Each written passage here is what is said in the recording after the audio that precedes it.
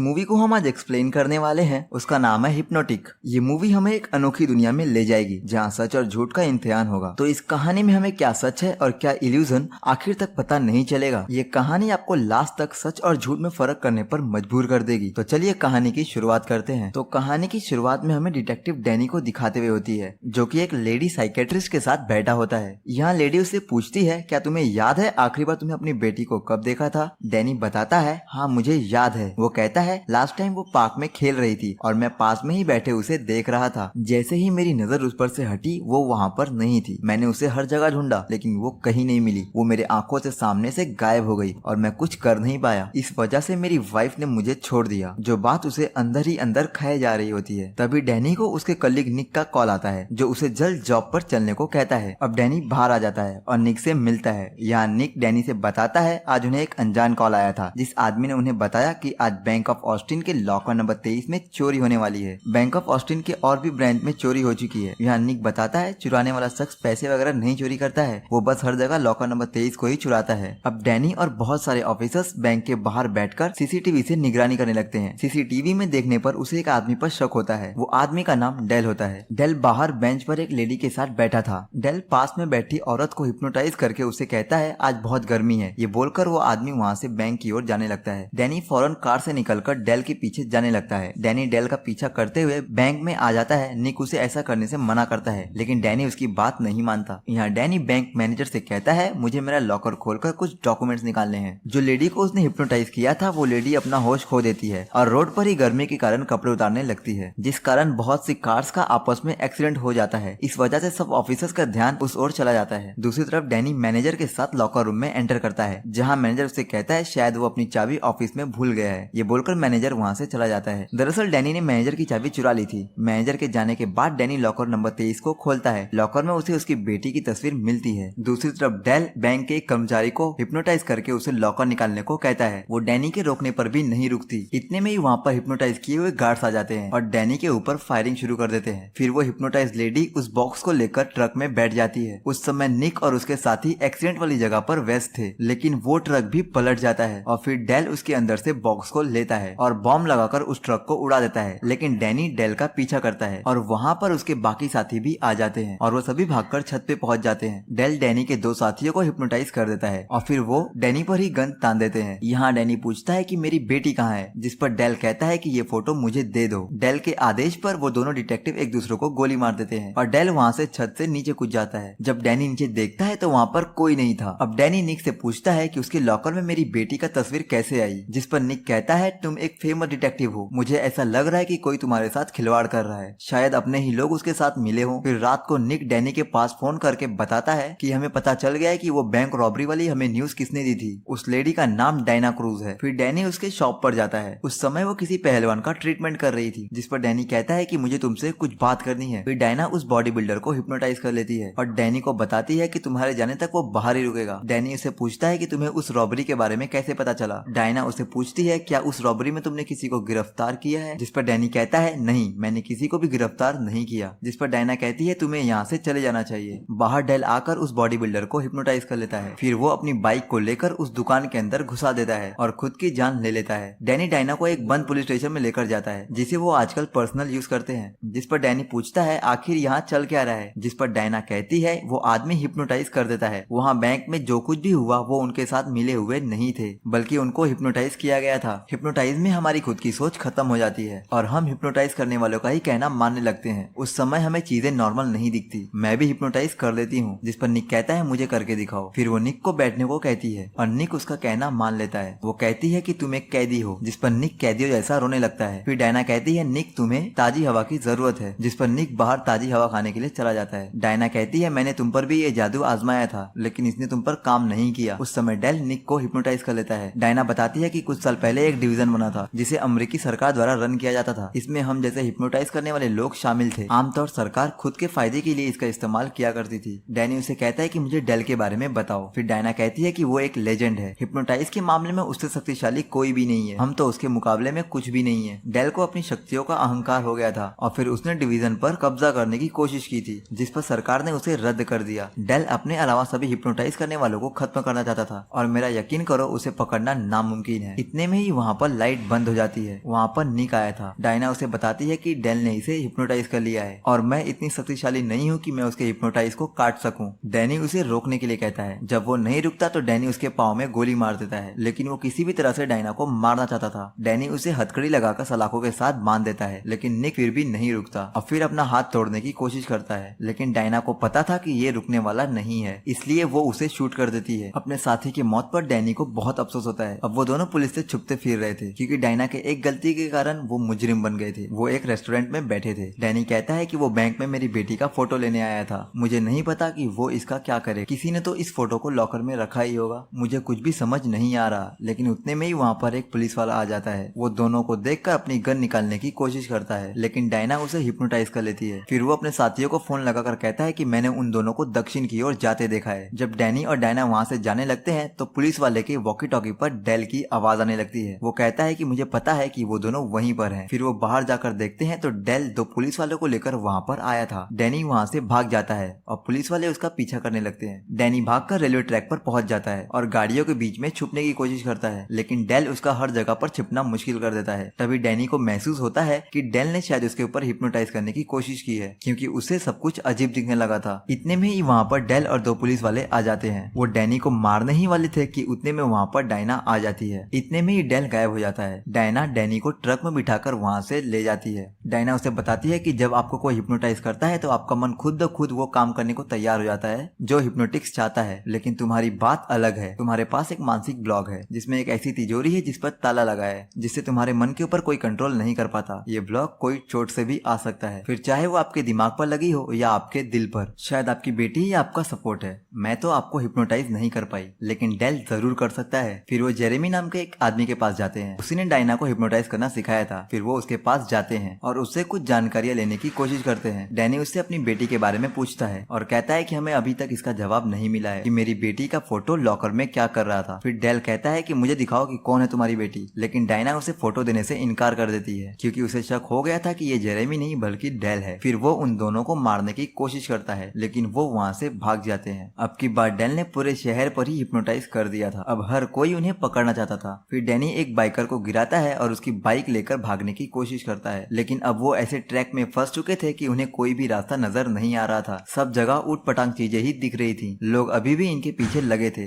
अब भी इनके पास भागने के लिए कोई भी जगह नहीं थी। तभी पुलिस आकर उन लोगों को रोकती है और उनके बीच से डेल निकलकर बाहर आता है। वो डैनी को हिप्नोटाइज करने की कोशिश करता है, लेकिन तभी पुलिस वाले ही उसके तरफ ही गन पॉइंट कर देते हैं। डायना कहती है कि ये मैंने नहीं किया। तब डैनी कहता है इट्स मी। पुलिस वाले डेल को अपने साथ ले जाते हैं, लेकिन डैनी को कुछ भी समझ नहीं आ रहा था कि उसने ऐसा कैसे कर दिया, जबकि वो ऐसी कोई कला जानता ही नहीं है। फिर डैनी डायना से कहता है कि कोई तो होगा जो इस बात को सुलझा सके कि आखिर मेरे साथ हो क्या रहा है। फिर डायना उसे एक रिवर नाम के बंदे के पास ले जाती है जो पहले डायना के साथ हिप्नोटाइज सीखा करता था। फिर वो उन दोनों को अपने फ्रिज में बनी बेसमेंट के अंदर ले जाता है। ये बंदा एक हिप्नोटिक के साथ साथ हैकर भी था। रिवर के पूछने पर डायना बताती है कि डेल का उसकी बेटी के साथ कुछ न कुछ तो लेना देना है और अनजाने में डैनी ने डेल के ऊपर काबू पा लिया। बस हमारी यही गुत्थी सुलझाने में मदद करो। रिवर कहता है चलो पता करते हैं और फिर वो डैनी की पूरी डिटेल्स खोलता है, लेकिन वहाँ पर उसके वाइफ का कोई भी डेटा नहीं था। फिर डैनी उसे अपने वाइफ के मायके का नाम बताता है और जब डिटेल्स खुलती है तो उन्हें पता चलता है कि वो भी एक डिवीजन एजेंट थी और वो भी लेवल 4। डैनी को विश्वास नहीं होता। वो कहता है कि वो बचपन से मेरे साथ पड़ी है, मुझे कैसे पता नहीं चला। थोड़ी देर बाद डायना नहाने जाती है और उस समय डैनी अपना फैमिली फोटो देख रहा होता है। तभी उसे एक अननोन कॉलर की कॉल आती है। फोन पर डेल था और वो डायना को मारने को कहता है। डैनी कहता है भाड़ में जाओ और वो फोन काट देता है और फिर वो डायना को आवाज लगाता है, लेकिन गौर करता है कि टेबल से कैंची गायब है और कैंची उसके हाथ में आ चुकी थी। डैनी अब खुद के दिमाग से कंट्रोल खो रहा था। उसे पता ही नहीं था कि वो अब क्या करने वाला है, लेकिन इसकी कोशिश तो ये थी कि वो डायना को कुछ भी नहीं करेगा। डायना भी समझ जाती है कि कुछ तो गड़बड़ है। वो उसके हाथ से कैंची ले लेती है और वो आपस में इंटीमेट हो जाते हैं। आधी रात को डेल की आंख खुलती है और वो खुद जाकर अब रिवर के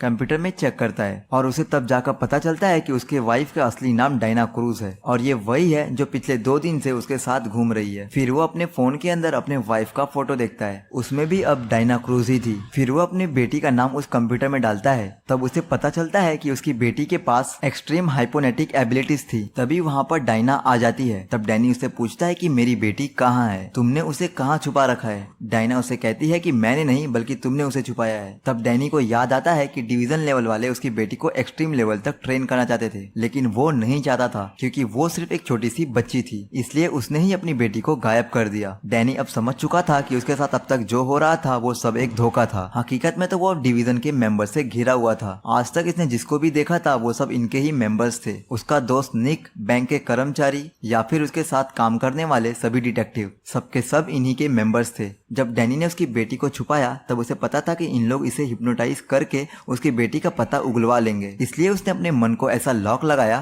कि कोई और तो क्या उसे खुद को ही याद नहीं था कि उसकी बेटी अब कहाँ है। तभी वहाँ पर डेल आ जाता है और वो कहता है कि हम पिछले 4 साल से बार बार यही कहानी दोहरा रहे हैं कि शायद तुम्हें कुछ याद आ जाए और तुम बता दो कि तुम्हारी बेटी मिनी कहाँ है। मैं तुम्हारी बेटी को हम सबसे ऊंचे लेवल की ट्रेनिंग दूंगा। लेकिन डैनी वहाँ से बाहर जाने लगता है। बाहर जाने के बाद उसे हर एक चीज का सेटअप दिखता है जहाँ जहाँ वो अभी तक गया था। इतने में ही वहाँ पर डेल आता है। वो कहता है कि हम 12 बार तुम्हारे साथ ये दोहरा चुके हैं, लेकिन तुम्हारे जितना स्ट्रॉन्ग माइंड मैंने आज तक किसी का नहीं देखा है। जब भी हम कुछ करने की कोशिश करते हैं तुम्हें सब कुछ पता चल जाता है। और फिर डायना कहती है कि प्लीज मुझे बता दो कि हमारी बेटी कहाँ है। डैनी कहता है अगर तुम्हें 12 बार में नहीं मालूम पड़ा है तो तुम 13वीं बार के लिए तैयार हो जाओ, क्योंकि मैं तो नहीं बताने वाला। फिर उसे बेहोश करके वापस अंदर ले जाते हैं। वहाँ डायना आती है और उससे अपनी बेटी के बारे में पूछने लगती है, लेकिन डैनी उसे कहता है कि भाड़ में जाओ, और वो वापस से 13वीं बार ट्राई करते हैं। फिर से सब कुछ पहले जैसा होने लगता है। वही बेटी को अगवा करने की बातें दिमाग में डाली जाती हैं। फिर से वही सीन आते हैं जो हमें मूवी के शुरुआत में दिखाए गए थे। सब कुछ एकदम वैसे का वैसा, लेकिन इस बार डैनी बिल्कुल होश में था। वो सब कुछ वैसे ही दोहराने का नाटक कर रहा था। और जब उसे बैंक के बाहर डेल का पीछा करना था, वो वहाँ पीछा करने के बजाय वहाँ से वैन लेकर भाग जाता है। सब लोग उसका पीछा करने लगते हैं। डेल कुछ आदमियों को लेकर हेलीकॉप्टर से उसका पीछा करता है। डैनी जंगल में बने हुए एक घर के अंदर जाता है जहाँ उसके मॉम डैड रहा करते थे। उसने अपनी बेटी को वहीं पर छुपा रखा था। डैनी के मॉम डैड के बारे में डायना को भी नहीं पता था। देखो भाई, बंदा हो तो ऐसा जो अपने राज किसी को भी नहीं बताता, अपनी बीवी को भी नहीं। जब डैनी उस घर के अंदर जाता है तो वो वहाँ अपनी बेटी मिनी से मिलता है, लेकिन इतने में ही डेल और उसकी टप्पू सेना वहाँ आ जाती है। डैनी के मॉम और डैड उससे कहते हैं कि ये प्राइवेट प्रॉपर्टी है, तो डायना उनसे कहती है कि आप जो भी हो हमारे बीच में मत आइए। लेकिन डेल तो बात करने के मूड में बिल्कुल भी नहीं था और इशारा करके उन दोनों को मारने का ऑर्डर देता है। और तब डैनी वहाँ से बाहर आता है और वो डायना से पूछता है कि क्या तुम वही औरत हो जिसे मैंने प्यार किया था? क्या तुम हमारी बेटी को भी यही सिखाना चाहती हो? तभी उस घर में से मिनी बाहर आती है। डायना उसे मिलकर बहुत खुश होती है। मिनी उसे कहती है कि वापस सुधरने के लिए मुझे आप पर गर्व है, मैं आपको इन सब से आजाद कर रही हूँ। फिर वो इशारा करती है और सभी एक दूसरे को शूट करने लगते हैं। मिनी इन सबसे ज्यादा पावरफुल थी। डेल खड़े खड़े ये सब देखते ही रह जाता है। दरअसल ये सब मास्टरमाइंड डैनी का ही प्लान था। वो अपने 13वें ट्रायल के दौरान पूरे डिवीजन को यहाँ लाना चाहता था ताकि एक ही साथ सबको खत्म किया जा सके, और इसका ये प्लान कामयाब हो जाता है। फिर वहाँ पर डैनी के असली मॉम डैड आते हैं और जो पहले थे वो बस आंखों का धोखा था। मिनी ने उस समय डायना को उसके ही मन में बांधकर बिठा दिया था ताकि वो किसी भी तरह का दखल अंदाजी ना कर सके। मिनी ने अकेले ही पूरे डिवीजन का सफाया कर दिया था और ऐसा करने के लिए उसे घर के अंदर डैनी ने ही कहा था।